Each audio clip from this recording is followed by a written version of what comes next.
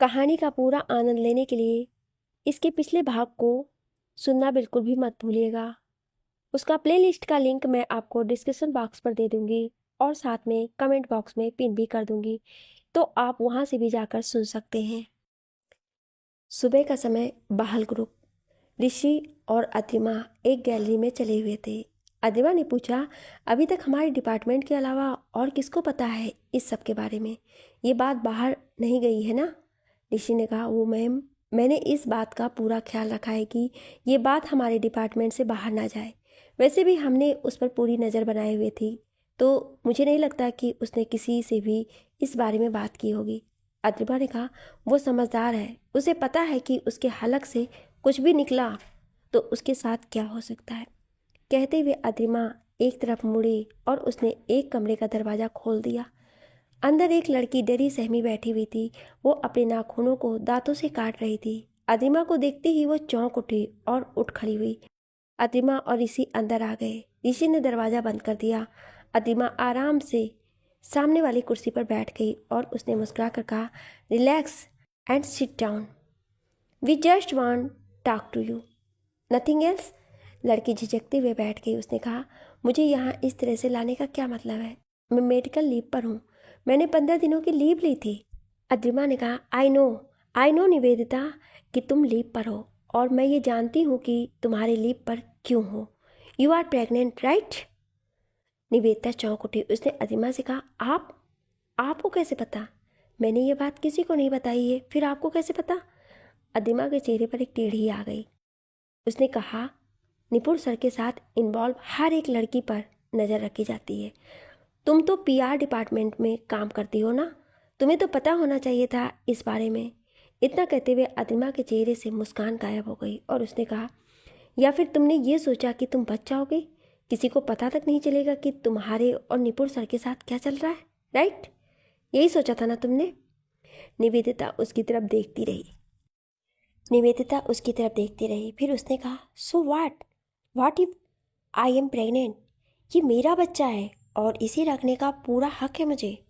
अतिमा कुर्सी पर पसर गई। उसने कहा, बिल्कुल बिल्कुल है, तुम आखिर माँ हो इसकी, तो तुम्हें पूरा हक है कि तुम बच्चे को रखो या ना रखो, लेकिन तब तक जब तक तुम इस बच्चे को बाहल ग्रुप के खिलाफ इस्तेमाल नहीं करती हो। निवेदिता ने उसकी तरफ देखा तो अतिमा ने अपना हाथ ऋषि की तरफ बढ़ा दिया। ऋषि ने एक फाइल अतिमा की तरफ बढ़ा दी। अतिमा ने फाइल ली और निवेदिता के सामने फेंक दी। उसने कहा, ये है तुम्हारा प्लान, राइट? तुम मीडिया में जाने वाली थी। ये फोटोज़ और ये सारी रिपोर्ट को लेकर तुमने डीएनए टेस्ट तक करवा लिया। Are you stupid?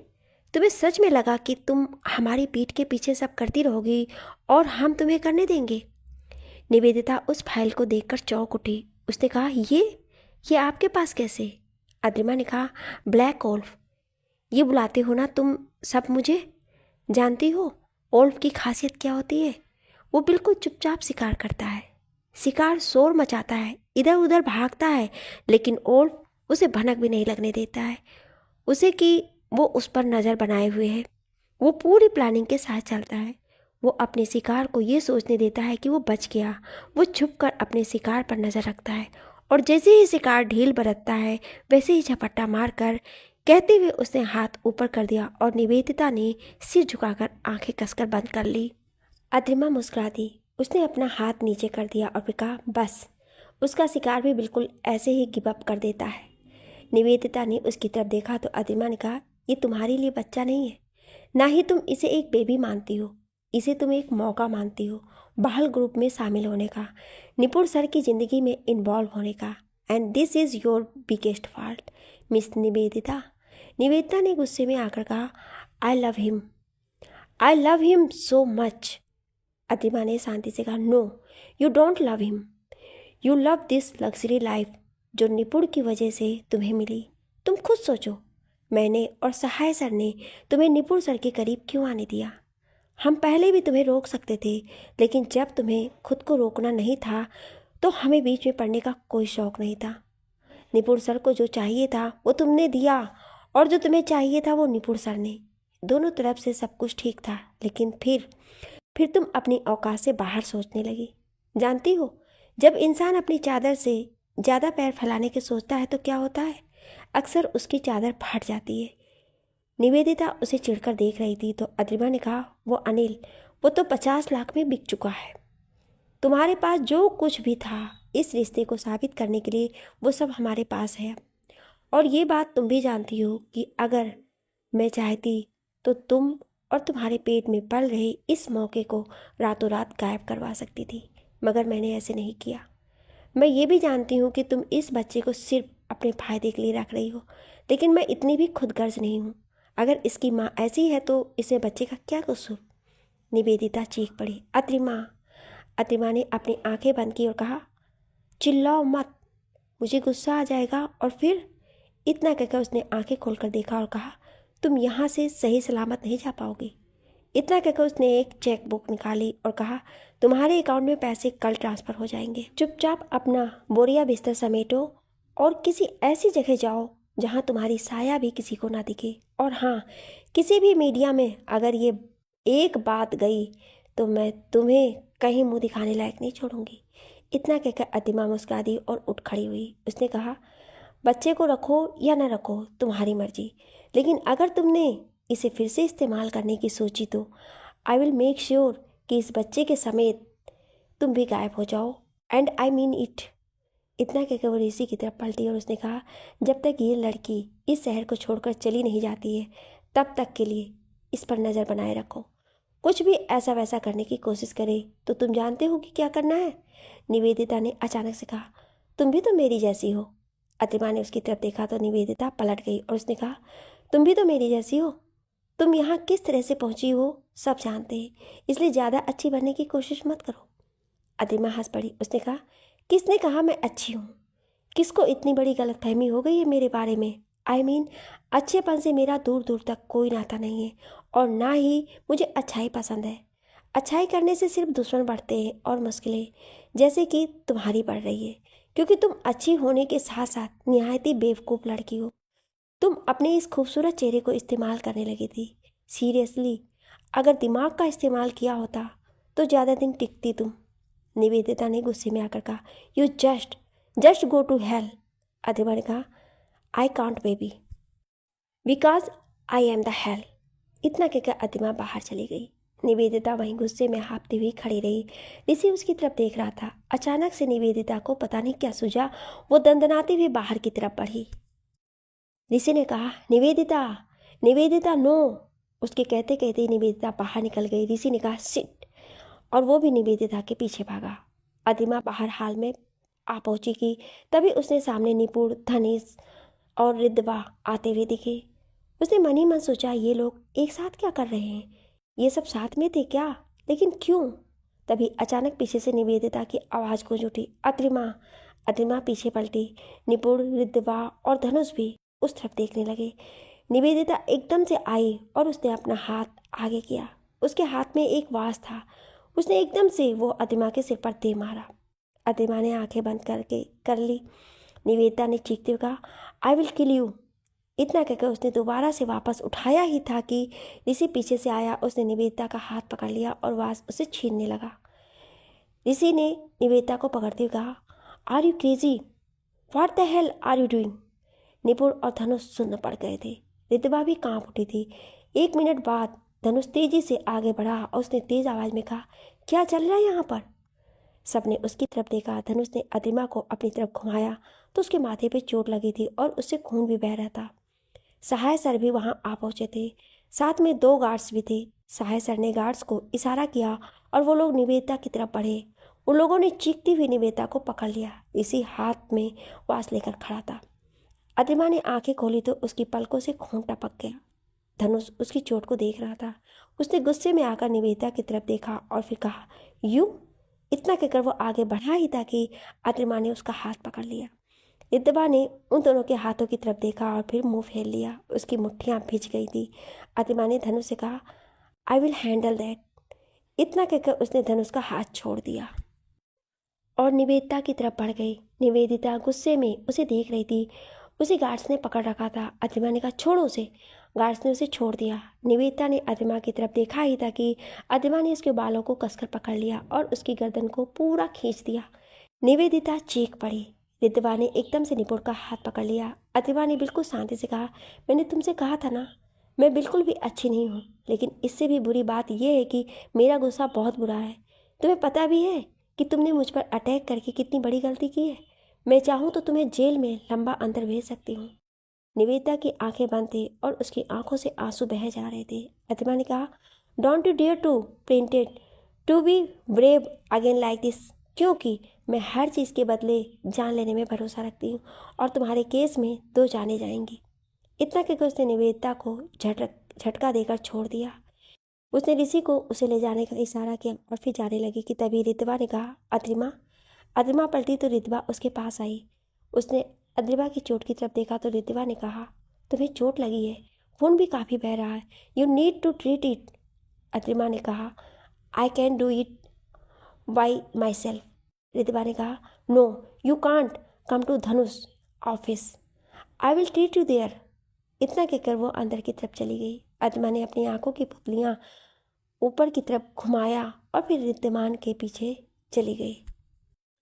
धनुष ने सिर हिला दिया और फिर दूसरी तरफ देखा ही था कि चौंक उठा। स्मरण और गर्भ खड़े थे। सहाय ने आगे आते हुए कहा, वो सीसीटीवी फुटेज के लिए आए हैं। इतना कहकर वो उनकी तरफ बढ़ गया। धनुष भी उसी तरफ चला गया। निपुण कुछ टाइम तक वहीं खड़ा रहा। अचानक से उसके दिमाग में कुछ खटका तो वो तेजी से बाहर की तरफ भागा। धनुष के केबिन में अद्रिमा की चोट पर दवाई लगा रही थी। अद्रिमा ने आंखें बंद कर रखी थी और कसकर मुट्ठी बंद कर ली थी। रिद्धिमा ने उसके हाथों की तरफ देखा और फिर कहा, तुम मुझे 4 साल पहले की याद दिला रही हो। अद्रिमा ने उसकी तरफ देखा तो रिद्धिमा ने मुस्कुराकर कहा, जब तुम मुझे मिली थी इस ऑफिस में, हिल्स की वजह से तुम्हारा पैर छिल गया था और फिर भी तुम अपना काम किए जा रही थी। अद्रिमा ने कहा, and it was you who helped me out, I didn't forget. Riddhima ने कहा, आई एम ग्लैड कि तुम नहीं भूली हो अद्रिमा। मुझे लगा कि तुम भी इनके लोगों की तरह बन गई हो, कोल्ड एंड क्रूअल।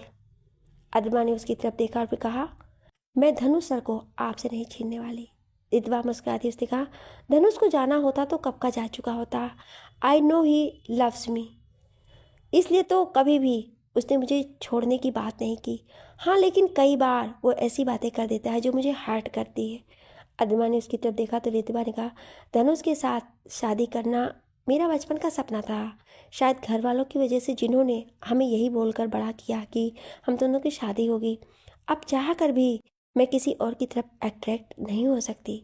अद्रिमा ने कहा, धनुष सर भी यही सोचते हैं, मैं बस उनके लिए एक रिलायबल एम्प्लॉय हूँ, दैट्स इट।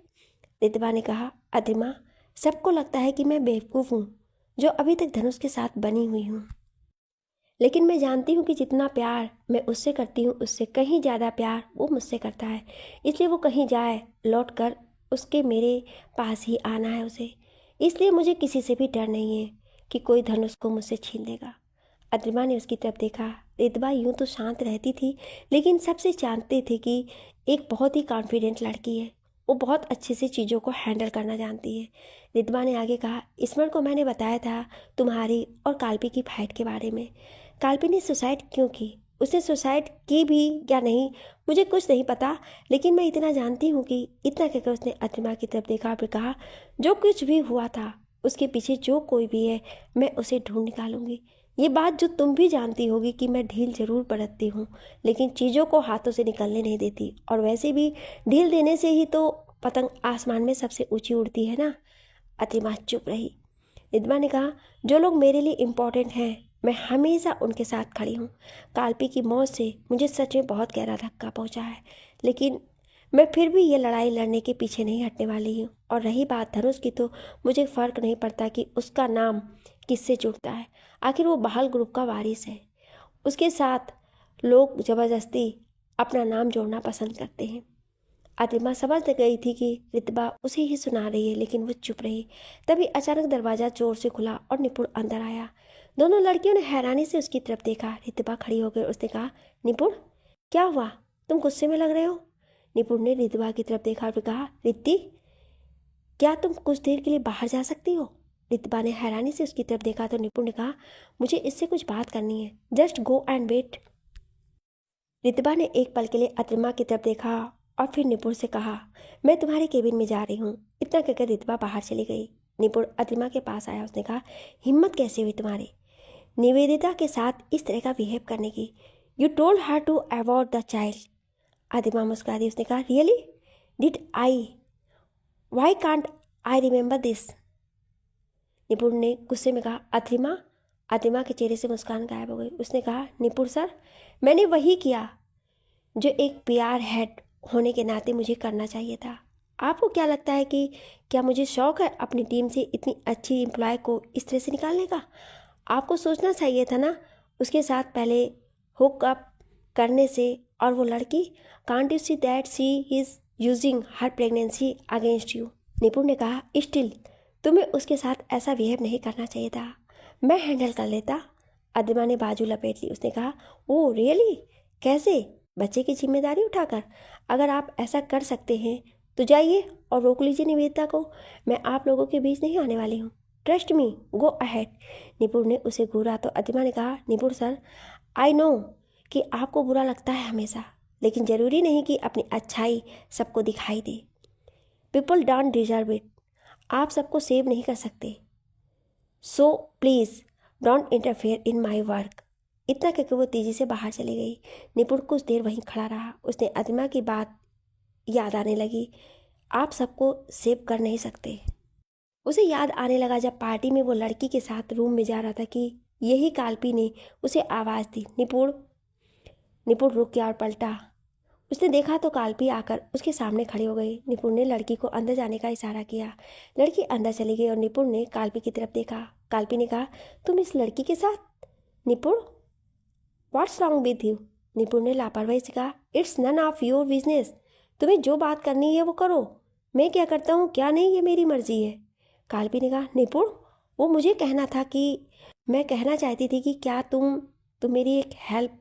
उसके कहते कहते ही निपुण ने कहा, लिसन काल्पी, मैं दोबारा तुम्हारे और तुम्हारे मंगेतर के बीच नहीं पड़ना चाहता। जो भी मैटर है उसे तुम खुद सॉल्व कर लो। Don't bother me ever again. इतना कहकर वो काल्पी के बिना कोई बात सुने तेजी से कमरे के अंदर चला गया। उसने दरवाज़ा जोर से बंद कर दिया। वो उस लड़की के साथ अंदर ही था कि बाहर एक तेज आवाज़ आई। निपुण भी सबके साथ तेजी से बाहर आया और उसने बाहर आकर देखा तो काल्पी की लाश पड़ी थी सामने। निपुण यादों से बाहर आया। उसने खुद को एक जोरदार तमाचा मारा। फिर वो घुटनों के बल दीवार से टेक लगाकर बैठ गया। उसने अपने मुंह पर हाथ रखा और रोने लगा। उसने रोते हुए खुद से कहा, तुझे उसकी बात सुननी चाहिए थी, यू इडियट। तू बचा सकता था काल्पी को निपुण। You could save her. तूने क्यों बात नहीं सुनी उसकी? क्यों? कहते हुए उसने अपना चेहरा घुटनों में छुपा लिया और फिर रोने लगा। वहीं स्मरण और गर्व बाहर आए। धनुष ने स्मरण की तरफ देखते हुए कहा, आई होप कि तुम्हें पूरी तसल्ली हो चुकी है। स्मरण ने कहा, फिलहाल के लिए तो हाँ, आगे का पता नहीं। तभी उसके कहते कहते ही रितपा वहाँ पर आ गई। उसने कहा, Dhanush, I am going back to hospital. तीनों लड़कों ने उसकी तरफ देखा। धनुष ने कहा, फिर से? अभी तो लौटी हो ना? रितपा ने कहा, इमरजेंसी केस से जाना पड़ेगा। धनुष ने कहा, okay, I will drop you. Ritpa ने कहा, इट्स ओके। स्मरण के रास्ते में ही मेरा हॉस्पिटल पड़ता है, so he will give a ride. Smaran ने हैरानी से उसकी तरफ देखा तो रितपा ने उसे आंखों में इशारा कर दिया। धनुष ने स्मरण की तरफ देखा, फिर रितपा की तरफ देखकर उसने कहा, आर यू श्योर? रितपा ने हाँ में सिर हिला दिया। धनुष ने कहा, call me when you reach. Ritpa ने हाँ में सिर हिला दिया। स्मरण, गर्व और रितपा फिर बाहर की तरफ बढ़ गए। जब वो लोग बाहर आए तो स्मरण अपनी गाड़ी के पास आकर रुक गया। गर्व और रितपा भी रुक गए। रितपा ने कहा, क्या हुआ? स्मरण ने कहा, तुम हॉस्पिटल नहीं जा रही हो। फिर कहाँ जा रही हो? रितपा ने कहा, तुम सच में पुलिस वाले हो? खैर, मैं तुम्हारे घर जा रही हूँ। स्मरण ने उसकी तरफ चौंक कर देखा तो रितपा ने कहा, यानी कि तुम्हारे पुराने घर जहाँ तुम रहते थे बहुत पहले।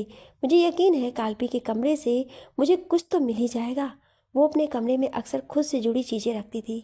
मुझे कुछ सीक्रेट हाइड आउट पता है, तो शायद मुझे वहाँ जाना चाहिए। स्मरण ने कहा, तुमने धनुष से झूठ क्यों बोला फिर? रितपा ने कहा, पता नहीं, लेकिन मुझे लगा कि इस वक्त सिर्फ तुम ही हो जिस पर मैं भरोसा कर सकती हूँ। मुझे सारा सच जानना है, इसलिए जो भी करना है मुझे खुद से करना है। मैं ऐसे हाथ पर हाथ धरे नहीं बैठ सकती। स्मरण ने एक गहरी सांस ले फिर कहा, ठीक है, लेकिन तुम्हें जो भी पता चलेगा you will tell me immediately. Ritpa ने हाँ में सिर हिला दिया। फिर वो तीनों गाड़ी में बैठे और वहाँ से चले गए। वहीं छत पर अद्रिमा खड़ी थी। वो उसी जगह खड़ी थी जहाँ से काल्पी गिरी थी। वो उस रेलिंग पर हाथ फिराने लगी। पुलिस ने वो जगह आज ही खोली थी। तभी पीछे से आवाज़ आई, अद्रिमा मैम। अद्रिमा पलट गई। ऋषि हाथ में 2 कॉफ़ी को कप लेकर खड़ा था। वो आया और उसने कॉफ़ी का कप दे दिया। अद्रिमा चुपचाप कॉफ़ी पीने लगी। ऋषि ने कहा, आज जो कुछ भी हुआ, आई कांट बिलीव कि निवेदिता आप पर अटैक कर सकती है। अद्रिमा ने मुस्कुरा कर कहा, उसका इतना बड़ा प्लान फ्लॉप हो गया। गुस्सा तो उसे आना ही था। बेचारी की पूरी मेहनत बेकार हो गई। ऋषि ने कहा, आप तो फिर भी चुप रहने का ही सोच रही थी। अद्रिमा ने कहा, मेरी माँ ने मुझसे कहा था कि बोलकर बातें नहीं गंवाई जाती है। बोलकर बात को गंवा दोगे तो क्या फ़ायदा। बातों को दिलों में रखो और याद रखो, और बोलने से ज़्यादा करके दिखाओ, वो ज़्यादा बेहतर बदला होता है। ऋषि ने कहा, बात आपकी बिल्कुल सही है। आप कितनी अलग हैं सबसे, फिर भी वो आपको अपनी तरह कह रही है। शायद उसने पता नहीं कि आपने कितनी मेहनत की है और अब भी कितनी मेहनत करती हैं। अद्रिमा ने कहा, जानते हो ऋषि, इस दुनिया में बहुत आसान है किसी भी अफवाह पर भरोसा करना। उससे भी आसान है उस अफवाह को बनाना, और उससे भी ज़्यादा आसान है उस अफवाह को फैलाना। बिना सोचे समझे, बिना जाने कितनी ही अफवाहें फैली रहती हैं, कभी किसी के बारे में तो कभी किसी के बारे में। अगर ऐसी हर एक अफवाह पर ध्यान देने लगे तो हम भी इन अफवाहों के निर्माता की तरह अपनी ज़िंदगी में कभी भी कुछ नहीं कर पाएंगे।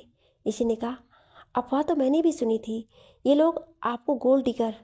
कहते हुए वो रुक गया। अद्रिमा ने कहा, गोल्ड डिगर वो लोग होते हैं जो सिर्फ लेना जानते हैं, लेकिन मैंने बहुत कुछ दिया है इस कंपनी को, बहुत कुछ सेक्रीफाइस भी किया है। अगर मैं गोल्ड डिगर हूँ तो फिर ये कंपनी क्या है। ऋषि ने कहा, जाने दीजिए ना मैम, निवेदिता जैसी लड़कियाँ आपका मुकाबला नहीं कर सकती। आप इस कंपनी के लिए one of the most important person हैं। अद्रिमा के चेहरे पर एक टेढ़ी मुस्कान आ गई। उसने कहा, ऋषि, मुझे one of the most important person नहीं बनना है, मुझे one and only important person बनना है इस कंपनी में और इस कंपनी की हर एक सक्सेस में। और निवेदिता जैसी लड़कियां वह ऐसे एम के आसपास भी नहीं भटक सकती हैं जिन्हें सिर्फ अपने खूबसूरत चेहरे को चमकाने के अलावा और कुछ नहीं आता है। इतना कहकर वो पलट गई और उसने दूसरी तरफ देखा जहाँ बहाल ग्रुप का लोगो लगा हुआ था। उसने कहा, एक बहुत ही इम्पोर्टेंट बात तुम्हें बताती हूँ मैं ऋषि, ये मैंने अपनी ज़िंदगी में सीखी है। अगर किसी की ज़िंदगी में जगह बनाओ तो अपने किरदार से बनाओ, क्योंकि खूबसूरती से बनाई जगह अक्सर कोई और ले जाता है, लेकिन किरदार से बनाई हुई जगह वो कोई और नहीं ले सकता। इतना कहकर उसने ऋषि के कंधे पर हाथ रखा और कहा, dream high, think high, aim high and then shoot. इतना कहकर वो मुस्कुरा दी और तेजी से इमारत के अंदर चली गई। ऋषि वहीं खड़ा रहा, फिर वो कांपा और उसने कहा, why sea is so cold. इतना कहकर दोबारा से दरवाजे की तरफ देखने लगा। शाम का समय, बहाल ग्रुप। धनुष के केबिन में निपुण और धनुष दोनों बैठे हुए थे कि तभी दरवाजे पर दस्तक हुई। दोनों ने दरवाजे की तरफ देखा तो अद्रिमा अंदर आई। अद्रिमा ने दोनों की तरफ देखा और एक फाइल टेबल पर रखते हुए उसने कहा, आप लोगों को मैं इतनी सारी बुरी खबरों के बीच 2 अच्छी खबरें देने आई हूँ। दोनों ने उसकी तरफ देखा तो अद्रिमा ने कहा, बहाल ग्रुप के सबसे पहले होटल को hotel of the year award मिल चुका है। We got the notification. उनके लोगों ने ऑफिशियल स्टेटमेंट रिलीज कर दी है। दोनों लड़के चौंक उठे। धनुष ने एकदम से कहा, डीएल कंपनी ने जो होटल बनाया था वो रेस में आगे था ना। अद्रिमा मुस्कुरा दी। धनुष ने कहा, that's why I really like you Adrima, you are the best. Nipun ने सांस में कहा, दूसरी न्यूज़ क्या है। अद्रिमा ने कहा, निकिता ऑक्शन वाले प्रोजेक्ट की हेड आर्किटेक्ट है हमारी तरफ से और उसके डिज़ाइन को अमेज्ड अवार्ड मिला है इस बार के बेस्ट डिज़ाइन के लिए। इस वजह से हम ऑक्शन की रेस में बहुत आगे निकल चुके हैं। हमारे स्पॉन्सर करीब 70% आगे बढ़ गए हैं। दोनों न्यूज़ के बाद निपुण ने एकदम से अपना आईपैड निकाला और फिर उसमें देखकर कहा, सीरियसली निकिता तो छा गई बॉस। धनुष ने एकदम से कहा, अद्रिमा, वरुण को फ़ोन करो, उसे कहो कि सारा इवेंट तैयार करे, तुम मीडिया में स्टेटमेंट दे दो और 2 दिन बाद हम उसी होटल में एक पार्टी दे रहे हैं। पूरी ऑक्शन से जुड़े लोगों को बुलाओ और हाँ, डीएल को मत भूलना। अद्रिमा ने कहा, उसकी चिंता आप मत करिए, सहाय सर इस सब का इंतजाम कर चुके हैं और पार्टी 3 दिन बाद शेड्यूल हुई है। निपुण ने कहा, इतना लेट क्यों। अद्रिमा ने कहा, चेयरमैन सर का फैसला है। वैसे सारे इंतजाम मैं खुद देख रही हूँ, so you don't have to worry, मैं बस आपको न्यूज़ देने आई थी, मैं चलती हूँ। इतना कहकर वो बाहर निकल गई। धनुष ने निपुण की तरफ देखा, फिर कहा, फाइनली कुछ तो सही हुआ। निकिता काफ़ी टाइम से वेट कर रही थी। लिसन, आई नो कि सेलिब्रेशन का वक्त नहीं है, मगर हम मिल तो सकते ही हैं पूरे गैंग से। निपुण ने कहा, मैं वरुण और निकिता को फ़ोन करता हूँ, तू रिद्धिमा को फ़ोन कर। धनुष ने सिर हिला दिया और फिर फ़ोन उठा लिया अपना। वहीं अदिमा बाहर गैलरी में चली हुई थी कि तभी उसका फ़ोन बज उठा। उसने देखा तो कोई अननोन नंबर था। उसने उठाया और कहा, हेलो। सामने से आवाज़ आई, मिस अदिमा। अदिमा ने कहा, यस, हु इज़ दिस। सामने से आवाज़ आई, मैं डीएल ग्रुप के प्रेसिडेंट संकेत राणा का पर्सनल असिस्टेंट राजीव दत्त बोल रहा हूँ। अदिमा चौंक उठी। उसने कहा, कहिए। राजीव ने कहा, मिस्टर संकेत राणा आपसे मिलना चाहते हैं, क्या आप आज रात फ्री हैं उनसे मिलने के लिए? अदिमा ने हैरानी से कहा, जी। रात का समय, पुलिस स्टेशन, स्मरण का केबिन। स्मरण अपनी कुर्सी पर बैठा हुआ था और उसके सामने अदिमा की प्रोफाइल पड़ी हुई थी। उसमें अदिमा की सारी डिटेल थी। स्मरण सोचने लगा, 6 साल पहले उसने पीआर असिस्टेंट के तौर पर कंपनी ज्वाइन की। सहाय इसका मेंटोर था। उसके ठीक 2 साल बाद इसे प्रमोट कर दिया गया और अब ये पीआर हेड है। लड़की एक बहुत अच्छी यूनिवर्सिटी में पढ़ी है और इंटर्नशिप भी इसी कंपनी में की है। पेरेंट्स की डेथ काफ़ी पहले हुई है और स्कॉलरशिप भी उसे बहाल ग्रुप के ट्रस्ट से मिली, यानी कि बहाल ग्रुप ने इसे शुरू से ही सपोर्ट किया है। नो वंडर कि ये बहाल ग्रुप और धनुष के लिए कुछ भी करने के लिए तैयार है। इतना कहकर उसने एक और पेपर उठाया और सोचा, काल्पी ने अदिमा को बहुत बार फ़ोन किया था। कई बार अदिमा ने उठाया नहीं, और उठाया भी तो 2 या 3 मिनट बाद बात की। आखिर इसकी क्या वजह है? और ये लास्ट मंथ में ही हुआ है। लास्ट मंथ यानी कि धनुष के बर्थडे वाले दिन। लेकिन आखिर उस दिन ऐसा क्या हुआ था? वो सोच ही रहा था कि अचानक से स्मरण का फ़ोन वाइब्रेट होने लगा। उसने देखा तो रिद्धिमा उसे फ़ोन कर रही थी। स्मरण ने फ़ोन उठाया और कहा, हाँ रिद्धिमा, कहो, कुछ मिला? रिद्धिमा ने कहा, नहीं, फ़िलहाल के लिए तो कुछ भी नहीं मिला है। मैंने काल्पी का पूरा कमरा छान मारा, मगर कुछ भी ऐसा नहीं मिला जिसमें देखकर कुछ शक हो या फिर कुछ पता चल सके। स्मरण ने एक गहरी सांस ली, फिर कहा, माँ कैसी है? रिद्धिमा ने कहा, अगर तुम्हें इतनी ही चिंता है तो घर क्यों नहीं आ जाते? आस्था आंटी तुम्हें बहुत मिस करती हैं। स्मरण ने कहा, सोचूंगा उनसे मिलने से भी। फिलहाल के लिए तुम घर जा रही हो क्या? रिद्धिमा ने कहा, नहीं, तुमने शायद न्यूज़ सुनी होगी, निकिता को कल अवार्ड मिल रहा है। उसकी डिज़ाइन जो उसने प्रेजेंट किए थे अमेज्ड अवार्ड में, वो जीत गए हैं डिज़ाइन आप एयर। सो इसलिए हम सब मिल रहे हैं, वहीं पर जा रही हूँ। स्मरण चुप हो गया। रिद्धिमा ने कहा, काल्पी के जाने का दुख हम सबको है स्मरण। हम किसी सेलिब्रेशन के लिए नहीं जा रहे हैं, हम सिर्फ मिल रहे हैं। कुछ तो राहत मिले इन सब से। स्मरण के चेहरे पर मुस्कान आ गई। उसने कहा, मैं कुछ नहीं कह रहा हूँ रिद्धिमा, तुम सब मुझसे ज़्यादा काल्पी के करीब थे, इसलिए मैं कुछ भी गलत नहीं समझ रहा। बस अगर कुछ भी पता चला तो टेल मी। रिद्धिमा ने कहा, डोंट वरी, अगर मुझे कुछ भी पता चलेगा आई विल टेल यू। इतना कहकर उसने फ़ोन काट दिया। स्मरण ने फ़ोन रखा और फिर से अदिमा की फाइल उठा ली। उसने कहा, सब कुछ ठीक है, इसके साथ फिर मुझे क्यों नेगेटिव वाइब्स आ रही है? This girl is getting on my nerves. ये हर चीज़ के लिए तैयारी रहती है। इस तरह से अगर मैं सामने से बात करूँगा तो ये कुछ भी नहीं बताएगी और ना मुझे कोई मौका देगी। I have to handle it quietly. इतना कहकर उसने अपने टेबल पर रखी घंटी बजा दी। 1 मिनट बाद ही गर्भ अंदर आ गया। स्मरण ने कहा, गर्भ, पता लगाओ कि 1 महीने पहले धनुष बहाल का बर्थडे कौन से होटल में मनाया गया था और कौन कौन शामिल हुआ था। ये भी पता लगाने की कोशिश करो कि एग्जैक्टली होटल में क्या हुआ था। गर्भ ने उसकी तरफ देखा और कहा, लेकिन सर, ये बात तो हम रिद्धिमा मैम से भी पूछ सकते हैं ना। स्मरण ने उसे घूरा तो वो सकपका गया। स्मरण ने कहा, मैं इस केस पर खुद काम करना चाहता हूँ। कई बातें हैं तो मुझे धनुष के बारे में कंफर्म करनी है। I don't want to ask Riddhima about this. एक बार खुद कुछ कंफर्म कर लूँ, उसके बाद रिद्धिमा से बात करूँगा। तुम बस पता लगाओ कि कौन सा होटल था और वो वहाँ क्या हुआ था। गर्भ ने सिर हिला दिया, फिर कहा, कल तक आपको सारी इन्फॉर्मेशन मिल जाएगी सर। स्मरण ने भी सिर हिला दिया और गर्भ को जाने का इशारा किया। गर्भ ने सैल्यूट किया और फिर बाहर चला गया। स्मरण फिर से अदिमा की प्रोफाइल की तरफ देखने लगा। NR architecture firm. निकिता वहाँ अपने ऑफिस में थी और फ़ोन पर लगी हुई थी। उसने कहा, हाँ रिद्धि, मैं पहुँच जाऊँगी यार, मेरा कंप्यूटर ऑफिस का इसे पता नहीं क्या हो गया है।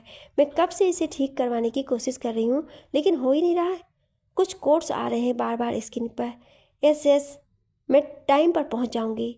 You don't have to worry. तभी दरवाजे पर दस्तक हुई। निकिता ने उस तरफ देखा तो उसकी असिस्टेंट खड़ी थी। उसके पीछे एक लड़का खड़ा था जिसने एजेंसी की यूनिफॉर्म पहन रखी थी और कैप पहन रखी थी। साथ में उसने मास्क भी लगा रखा था जो कि उसकी ठुड्डी पर था। निकिता ने कहा, पायल, ये एजेंसी की तरफ से आया है। पायल ने अंदर आते हुए कहा, यस मैम। उन्होंने कहा है कि आपकी जो भी प्रॉब्लम है वो आज ही ख़त्म हो जाएगी, so you don't have to worry. Nikita ने लड़के की तरफ देखा और फिर कहा, तुमने मास्क क्यों लगा रखा है? लड़के ने हल्का सा खांस दिया और फिर अपने गले की तरफ इशारा किया। निकिता ने कहा, ओके ठीक है पायल, इसे बता दो कि क्या दिक्कत आ रही है एंड हाँ, खुद खड़े होकर मॉनिटर करना, मैं निकल रही हूँ। इतना कहकर उसने लड़के की तरफ देखा और कहा, इस कंप्यूटर में काफ़ी सारी चीज़ें हैं, सो मेक श्योर कि एक भी फाइल डिलीट ना हो। लड़के ने कैप नीचे की और हाँ में सिर हिला दिया। निकिता ने एक नज़र उस पर डाली और फिर सिर हिलाते हुए अपना पर्स वगैरह उठाकर चली गई। उसका लैपटॉप वहीं पड़ा था। लड़का हट गया और निकिता बाहर चली गई। पायल ने कहा, ऐसा पहले कभी नहीं हुआ, लेकिन पता नहीं अचानक अब क्या हुआ है। वाईफाई सिग्नल बहुत वीक आ रहा है और कंप्यूटर पर कुछ अजीब से कोड्स आ रहे हैं। पहले जो हमने अपने आईटी डिपार्टमेंट से इसे ठीक करवाना चाहा मगर फिर कुछ खास फर्क नहीं पड़ा तो हमने एजेंसी से कांटेक्ट किया। लड़के ने कंप्यूटर की तरफ देखा, फिर चेयर पर बैठ गया। उसने कंप्यूटर ऑन किया और फिर अपनी उंगलियां कीबोर्ड पर फिराने लगा। अचानक से पायल ने कहा, कुछ दिनों से ये प्रॉब्लम आ रही है, तो क्या आप बता सकते हैं कि ऐसा क्यों हो रहा है? लड़के ने अपने फ़ोन में कुछ टाइप किया और पायल को दिखा दिया। उसमें लिखा था वायरस। पायल ने मुंह में ही ओ कहा और फिर उसने मन ही मन में सोचा, इतना भी क्या ज़्यादा गला खराब है इसका जो बोल ही नहीं पा रहा है। लड़के ने दोबारा कुछ टाइप किया और पायल को दिखाया। उसने लिखा था, क्या मुझे गर्म पानी मिल सकता है? पायल ने एकदम से कहा, श्योर, और तेजी से दूसरी तरफ लगे फिल्टर के पास चले गए। लड़के ने एक पल के लिए पायल की तरफ देखा और फिर उसके चेहरे पर एक टेढ़ी मुस्कान आ गई। वो पीछे कुर्सी पर पसर गया और उसने अपना बैग खोला। उसमें से उसने एक फ़ोन निकाला और उसे कंप्यूटर के साथ लगा दिया। फिर उसने और चीज़ें निकाली। अंत में एक रूबिक क्यूब निकाल कर उसे हाथ में घुमाने लगा। उसके दूसरे हाथ की उंगलियां अभी भी कीबोर्ड पर घूम रही थी। एक होटल, रात के 7 बजे। वहाँ उस होटल के एक वीआईपी केबिन में अदिमा कुछ काम कर रही थी। वो वेटर से कहकर कुछ सामान रखवा रही थी। तभी निपुण और धनुष अंदर आए। निपुण ने कहा, it's just a casual dinner. फिर इतनी ज़्यादा तैयारी की क्या ज़रूरत है? धनुष ने कहा, यस अदिमा, जिस तरह का माहौल है उसने तो मन भी नहीं किसी का इतनी सारी तैयारी का। हम सिर्फ निकिता के लिए मिल रहे हैं। अदिमा ने कहा, जितनी तैयारियां आपकी पहले वाली गैदरिंग के लिए होती थी ये उससे आधी भी नहीं है सर। बस बात यह है कि आप सबकी पसंद बहुत अलग अलग है, इसलिए मैंने ये सब तैयार करवाया है। आपके लिए यहाँ स्टाफ मौजूद रहेगा। आई होप कि आप इंजॉय करेंगे। धनुष ने हैरानी से कहा, तुम कहाँ जा रही हो? अदिमा ने कहा, मुझे किसी मीटिंग में जाना है, इसलिए मुझे निकलना होगा। मैंने सारी तैयारियां कर दी है। ऋषि भी यहाँ पर है। आप लोगों को कुछ भी चाहिए होगा आप ऋषि से बात कर सकते हैं। निपुण ने गौर से अदिमा की तरफ देखा। उसने मन ही मन सोचा, अदिमा कभी भी हमारी गैदरिंग को छोड़कर नहीं जाती थी, कभी भी अपनी कार लेकर नहीं आई, लेकिन आजकल वो अपनी कार लेकर भी आई है और हमें ऋषि के हवाले छोड़ भी रही है। इतना भरोसा, और वो भी हम दोनों पर। कुछ ज़्यादा ही अजीब बात नहीं है? अदिमा ने कहा, मैं चलती हूँ, आप लोग डिनर एंजॉय करें। इतना कहकर उसने बैग उठाया और अपना ब्लेजर उठाया और फिर वो तेज़ी से बाहर की तरफ निकल गई। जबकि वो बाहर जा रही थी तो वेटर और सेफ वगैरह अंदर आ रहे थे। उन सब ने सफ़ेद रंग के मास्क लगा रखे थे। सबसे अंत में जो लड़का था उसने अदिमा को देखकर अपना मास्क उतार दिया। वो वही लड़का था जो अदिमा के साथ उसके घर में था। उसने एक पल के लिए अदिमा की तरफ देखा और अदिमा ने उसकी तरफ। फिर अदिमा ने नज़रें फेर ली और फिर से निकल गई। लड़के ने भी अपना मास्क पहन लिया और फिर वो अंदर चला गया बाकी सबके साथ। निपुण अंदर किसी सोच में डूबा हुआ था। धनुष ने कहा, तू किस सोच में डूबा हुआ है? क्या हुआ? जब तक बाकी नहीं आते हम तो बैठे हैं। निपुण ने कहा, तू बैठ, मैं वॉशरूम जाकर आता हूँ। इससे पहले कि धनुष कुछ कहता निपुण बाहर निकल गया। निपुण ने बाहर अदिमा को अपनी कार में बैठते हुए देखा, फिर सिगरेट सुलगा ली। उसने फिर किसी को फ़ोन किया। फ़ोन जैसे ही उठाया गया, निपुण ने कहा, कहाँ पर हो तुम? किस पर नज़र रखनी है? और मुझे उसके इंसान की पल पल की इन्फॉर्मेशन चाहिए। हाँ, नाम उसका अद्रिमा शर्मा है और वो PR हेड है बहाल ग्रुप में। मैं उसका एड्रेस भेज रहा हूँ, कल से काम शुरू कर दो। इतना कहकर उसने फ़ोन काट दिया। फिर सिगरेट को उसने नीचे फेंक कर पैरों से कुचला और अंदर चला गया।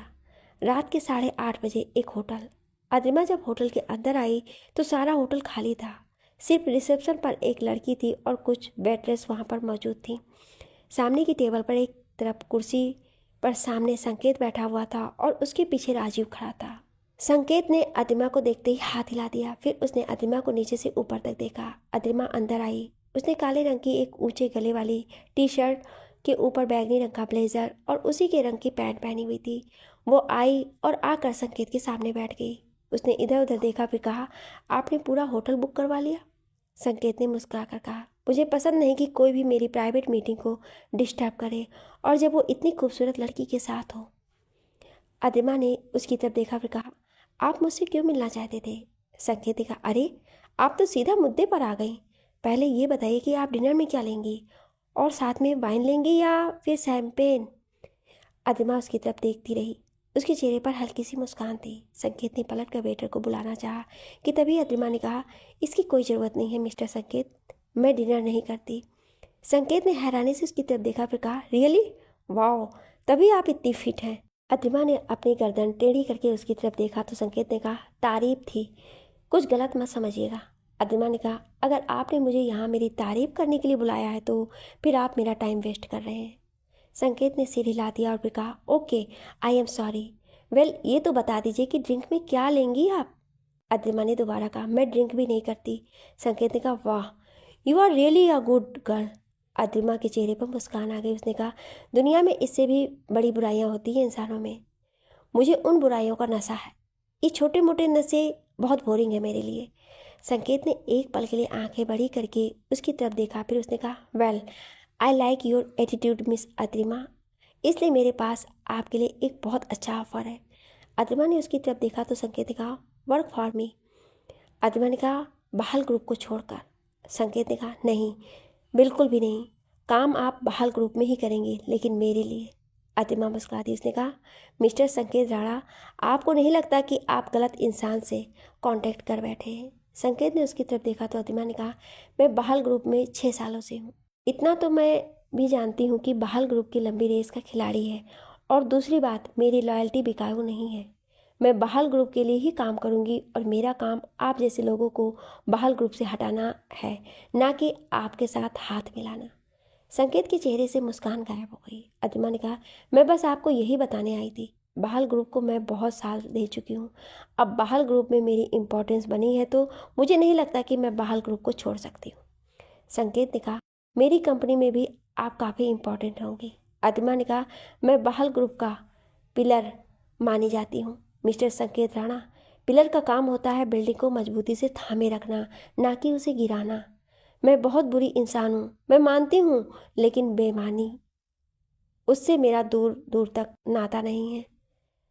इतना कहकर वो उठ खड़ी हुई। उसने कहा, मैं चलती हूँ, और मैं यही मानकर चलूँगी कि हम कभी ऐसे मिले ही नहीं। आपसे ऑक्शन में मुलाकात होगी। इतना कहकर उसने हल्के से सिर झुका दिया और फिर बाहर चली गई।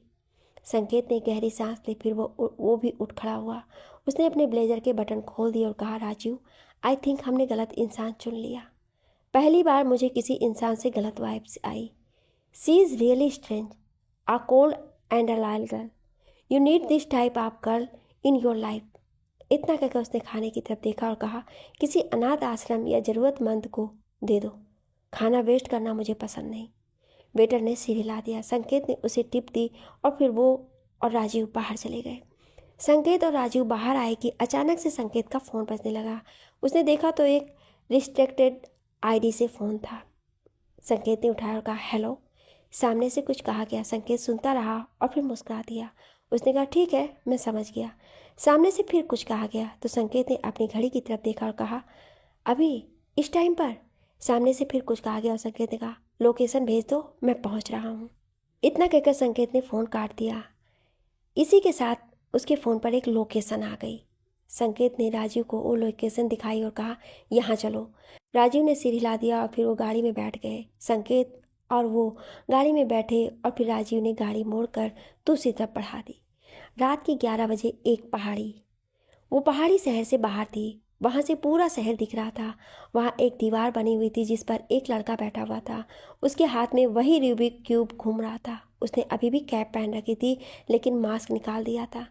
वो बियर पी रहा था। तभी उसके पीछे एक गाड़ी आकर रुकी और हेडलाइट में उसकी पूरी पीठ चमक उठी, मगर लड़के ने पीछे पलटकर नहीं देखा।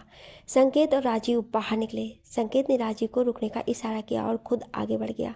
वो जाकर उस लड़के की बगल में खड़ा हो गया। लड़के ने ना उसकी तरफ देखा ना कुछ कहा। संकेत ने कहा, तुम कुछ ज़्यादा ही जल्दी नहीं पहुंच गए? लड़के ने कुछ नहीं कहा और बगल में रखी एक फाइल उठाकर संकेत को दे दी। संकेत ने वो फाइल खोली और कुछ देर के लिए पढ़ी, फिर वो मुस्कुरा दिया। उसने कहा, you are amazing, really amazing. लड़के ने सिर हिला दिया, फिर वो उठ खड़ा हुआ। उसने हल्के से सिर झुका दिया और वहाँ से जाने लगा। संकेत ने हैरानी से कहा, यह लड़का कभी कुछ बोलता भी है क्या? इतना कहकर उसने जोर से कहा, मैं छोड़ दूंगा तुम्हें अपनी गाड़ी में। लड़के ने बिना पलटे हाथ हवा में हिला दिया और फिर जैकेट की जेबों में हाथ डालकर आगे बढ़ गया। उसने राजीव की तरफ सिर झुकाया और वहाँ से चला गया। संकेत ऊपर आसमान की तरफ देखने लगा। उसने कहा, finally finally I am getting everything back. इतना कहकर वो मुस्कुरा दिया। सुबह का समय, अमेज्ड अवार्ड सेरेमनी। आज का दिन थोड़ा राहत भरा था। निकिता को अवार्ड मिलना था। निकिता तो खुशी थी, साथ ही बाकी के दोस्त भी खुश थे। काल्पी की मौत और अमित के कांड के बाद अब जाकर कुछ अच्छा हुआ था। अद्रिमा वहाँ मीडिया के पत्रकारों के साथ कुछ बात कर रही थी।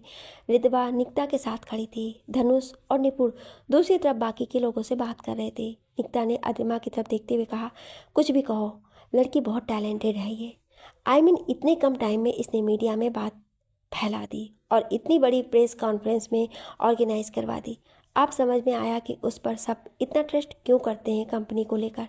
इतना कहकर उसने रितवा की तरफ देखा तो रितवा मुस्कुरा दी। निकिता ने एकदम से कहा, I am really sorry Riddhi, मैं तेरा मजाक नहीं बना रही, मैं तो बस आई एम सॉरी यार। रितवा ने कहा, इट्स ओके। इतना क्या सोच रही है? अतिमा की तारीफ से मुझे क्यों बुरा लगेगा? वैसे भी मैं अलग हूँ और वो अलग है। मैं उसकी तरह कंपनी की इमेज को नहीं संभाल सकती, लेकिन मेरी तरह वो सर्जरी नहीं कर सकती। वी आर डिफरेंट, और जब फील्ड डिफरेंट है तो कंपटीशन की कोई बात ही नहीं है। निकिता ने कहा, लेकिन वो और धनुष, रिद्धिमा ने कहा, धनुष मेरा मंगेतर है और उसका सिर्फ बॉस। दोनों चीज़ों में ज़मीन आसमान का अंतर है, और अगर अद्रिमा इस अंतर को रिस्पेक्ट करेगी तो मैं भी उसके टैलेंट को रिस्पेक्ट करूँगी। इतने में निपुण और धनुष भी वहाँ आ गए। निकिता ने कहा, वरुण कहाँ पर है यार? मम्मी पापा की फ्लाइट भी लेट हो गई। निपुण ने कहा, वरुण का कल रात का हैंगओवर नहीं उतरा है और अंकल आंटी शाम तक आ जाएंगे, तुम चिंता मत करो, हम हैं ना तीनों। निकिता मुस्कुरा दी। निपुण ने एक नज़र अतिमा पर डाली जो अपने काम में जुटी हुई थी। तभी धनुष ने पीछे देखते हुए कहा, ये यहाँ पर क्या कर रहा है? सबने पीछे पलट कर देखा तो संकेत, राणा और राजीव आ रहे थे। निकिता ने कहा, उनके आर्किटेक्ट की डिज़ाइन सेकंड आए हैं जो शायद उसे सपोर्ट करने आया हो। संकेत ने रितवा की तरफ देखा फिर मुस्कुरा दिया। धनुष ने रितवा की तरफ देखा और कहा, ये ऐसे क्यों ग्रीट कर रहा है तुम्हें? रितवा ने कहा, यह हॉस्पिटल आया था, चोट लगी थी इसके हाथ में, शायद इसलिए मैंने इलाज किया था ना इसका। अद्रिमा पलटी और उसकी नज़रें संकेत से मिली। संकेत के चेहरे पर टेढ़ी मुस्कान आ गई। अद्रिमा की आंखें छोटी हुई और उसने घूर कर संकेत की तरफ देखा। संकेत आगे की तरफ देखने लगा। तभी घोषणा हुई और सबको अपनी सीट पर बैठने के लिए कहा गया। अद्रिमा जाकर पत्रकारों वाली तरफ खड़ी हो गई, जबकि रितबा वगैरह जाकर पहली लाइन में बैठ गए। संकेत उनसे सामने वाली लाइन में बैठा हुआ था। अमेस्ट के होस्ट ने सेरेमनी शुरू कर दी। उसने पहले कुछ बातें की और फिर मुख्य अतिथि के बारे में बताया, और फिर कुछ देर बाद वो लोग पुरस्कार की घोषणा करने लगे। निकिता ने रितबा का हाथ पकड़ रखा था।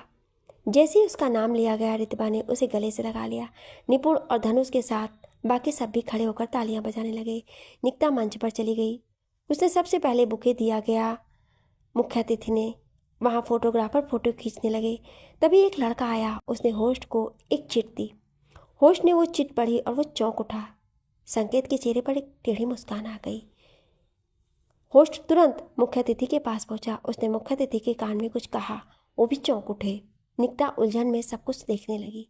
होस्ट माइक के पास पहुंचा। उसने कहा, हम माफ़ी चाहते हैं, मगर हमें किन्हीं वजहों से ये पहला पुरस्कार रद्द करना पड़ रहा है। बाकी के पुरस्कार वैसे ही बने रहेंगे। सबके सब चौंक उठे। धनुष ने एकदम से अतिमा की तरफ देखा। अतिमा तेजी से दूसरी तरफ गई और उसने वहाँ के स्टाफ कुछ बातें करना शुरू की। निकिता सुन्न खड़ी हो चुकी थी। लोग खुसुर फुसुर करने लगे। रितबा तेजी से गई और निकिता को पकड़कर नीचे ले आई। तभी अतिमा उनके पास आई। निपुण ने कहा, क्या कहा उन्होंने लोगों ने? क्या हो रहा है यहाँ पर? अतिमा ने कहा, एक्चुअली उनके कहते कहते ही पीछे से आवाज़ आई, मिस निकिता। सबके सब पलटे। वहाँ पर कुछ लोग खड़े थे जिन्होंने आईडी लटका रखे थे।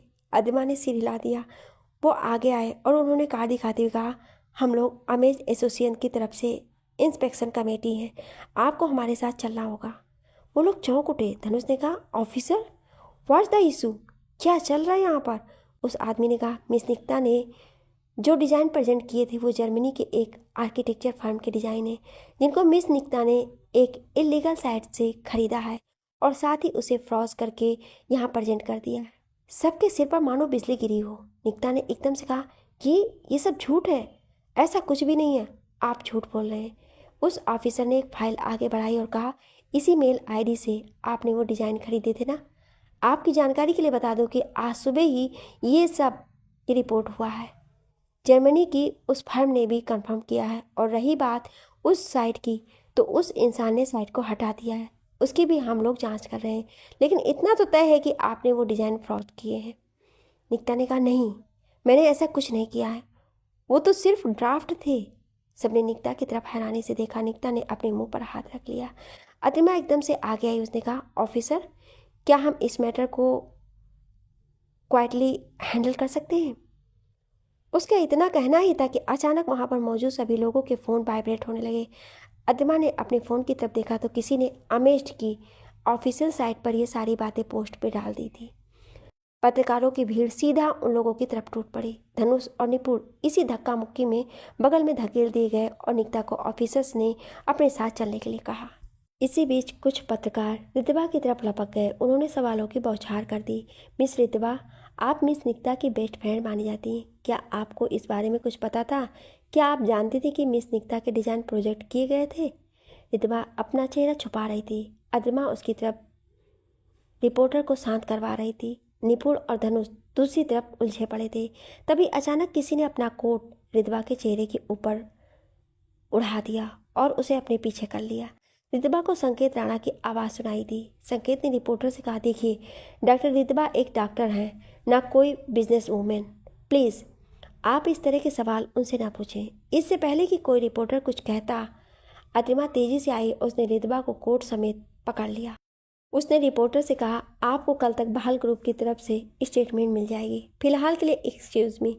उसके इतना कहते ही बहाल ग्रुप के गार्ड्स वहाँ पर आ गए। धनुष और निपुण को वो लोग दूसरी तरफ ले आए, जबकि अतिमा रितबा को दूसरी तरफ ले गई। अतिमा ने रितबा से अपनी गाड़ी में बैठाया और फिर खुद भी बैठ गई। रितबा ने कोट हटा दिया और फिर अतिमा की तरफ देखा। अतिमा ने उसे पानी की बोतल दी और कहा, आप ठीक है? रितबा ने हाँ में सिर हिला दिया और फिर पानी की बोतल ले ली। रितबा ने कहा, क्या था ये? क्या हुआ अचानक से? निकिता पर इतना बड़ा इल्ज़ाम? अतिमा ने कहा, ये कोई इल्ज़ाम नहीं है, निकिता की मेल आईडी की सारी इन्फॉर्मेशन लीक हुई है। उसने सच में वो डिज़ाइन खरीदे थे और उन्हें फ्रॉज किया था। सबसे बड़ी बात कि उस साइट का नामो निशान मिटा दिया गया है। We can't do anything. Ritba ने एकदम से कहा, हो क्या रहा है ये? पहले काल्पी, फिर अमित और अब निकिता। अतिमा ने सामने देखते हुए कहा, क्या आपको भी यही लग रहा है जो मैं सोच रही हूँ? रितबा ने उसकी तरफ देखा तो अतिमा ने उसकी तरफ देखकर कहा, पहले काल्पी मैम, फिर अमित सर और अब निकिता मैम, एक एक करके आपके ग्रुप के मेंबर को कोई एक्सपोज कर रहा है। रितबा सोच में डूब गई। अतिमा ने कहा, यह सिर्फ मुझे ही लग रहा है, शायद मैं ज़्यादा सोच रही हूँ, बट एज अ PR मैंने जितना भी काम किया है, मुझे यही लग रहा है कि कोई जानबूझकर आप लोगों को टारगेट कर रहा है और वो कोई अंदर का ही इंसान है। नहीं तो अमित के होटल का ड्रग्स रैकेट और नाउ निकिता मैम की ईमेल इंफॉर्मेशन, और कर भी कोई ऐसे रहा है कि बचने की कोई उम्मीद तक नहीं छोड़ रहा है। रितबा ने उसकी तरफ देखा, फिर कहा, एक मिनट अतिमा, तो तुम्हारे कहने का मतलब ये है कि ये सब कुछ जो हो रहा है वो सब कुछ कोई हमें टारगेट करने के लिए कर रहा है? अगर ऐसा है तो फिर तो फिर तो धनुष और निपुण भी तो टारगेट है ना। अद्रिमा सोच में डूब गई।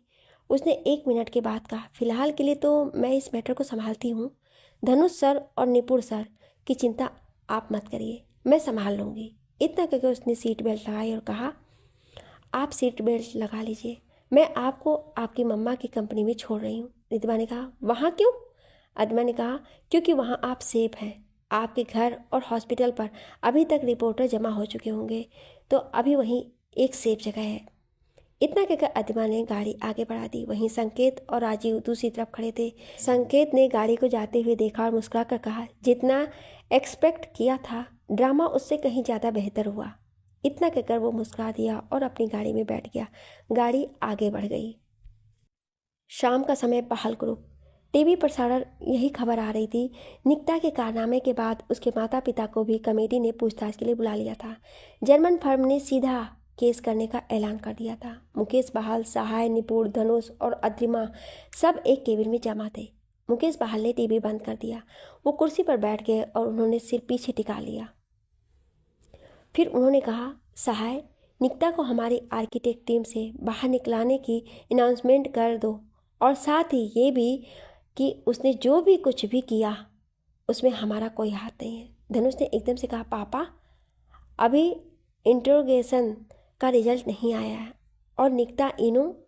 उसके कहते कहते ही मुकेश बहाल ने तेज आवाज में कहा, शट अप यू इडियट, तुम्हारे इन बेफालतू के दोस्तों की वजह से सब कुछ हो रहा है यहाँ।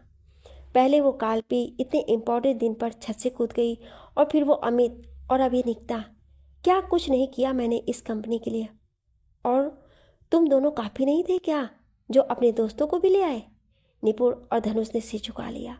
मुकेश बहाल ने अद्रिमा की तरफ देखा, फिर कहा, इस मैटर को तुम हैंडल करोगे? एक भी स्पॉन्सर कंपनी को छोड़कर नहीं जाना चाहिए। पूरी टीम को काम पर लगा दो, कल तक ये मैटर ख़त्म कर दो। अद्रिमा ने हाँ में सिर हिला दिया। मुकेश बहाल ने कहा, वो होटल वाला इवेंट, उसे भी तुम ही देख रही हो ना?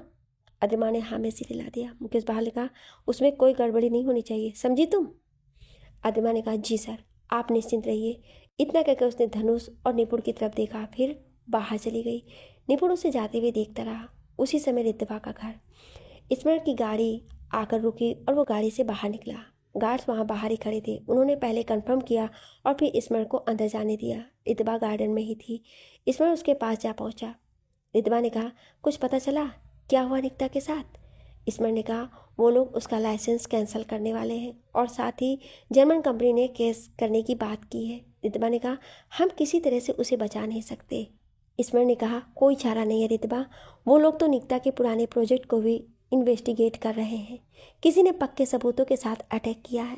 रिद्धिमा ने सोचती हुई कहा, तो अद्रिमा सही कह रही थी। स्मरण चौंक उठा। उसने कहा, क्या कह रही थी वो? रिद्धिमा ने कहा, काल्पी का छत से गिरकर मरना, अमित का होटल सीज होना, और अब निकिता।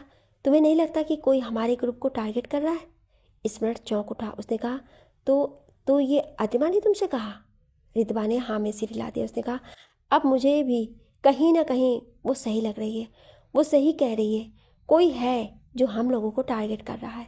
स्मरण ने कहा, अगर ऐसा है तो जो कोई भी ये कर रहा है उसका अगला टारगेट तुम चारों में से कोई एक है। रिद्धिमा ने कहा, वो जो कोई भी है उसे मैं ढूंढ कर निकालूंगी। उसे पता नहीं है कि रिद्धिमा क्या कर सकती है। उसने मेरे दोस्तों से उलझने की जरूरत की है। स्मरण ने कहा, रिद्धिमा, मेरी मानो तो इस केस से दूर रहो। रिद्धिमा ने उसकी तरफ देखा, फिर कहा, किसी ने मेरी बेस्ट फ्रेंड को मार दिया, मेरे 2 दोस्तों को बर्बाद कर दिया, और तुम कह रहे हो कि मैं दूर रहूं? स्मरण, मैं इतनी कमज़ोर नहीं हूं कि ऐसे इंसान से बचकर बैठ जाऊं जो छुप कर पीठ पर वार कर रहा हो। दोस्ती जब की जाती है तो उसे निभाना भी पड़ता है। स्मरण ने कहा, समझने की कोशिश करो रिद्धिमा, इस केस से दूर रहो। माना कि वो तुम्हारी दोस्त थी, लेकिन कोई तो है जो तुम सब दोस्तों को टारगेट कर रहा है। तुम भी निशाने पर हो। रिद्धिमा ने कहा, मैं पीछे नहीं हट सकती स्मरण। मैं जान कर रहूँगी कि आखिर मेरी बेस्ट फ्रेंड को किसने मारा और कौन हमारे पीछे पड़ा हुआ है, चाहे जो हो जाए। I can't leave my friends Elon.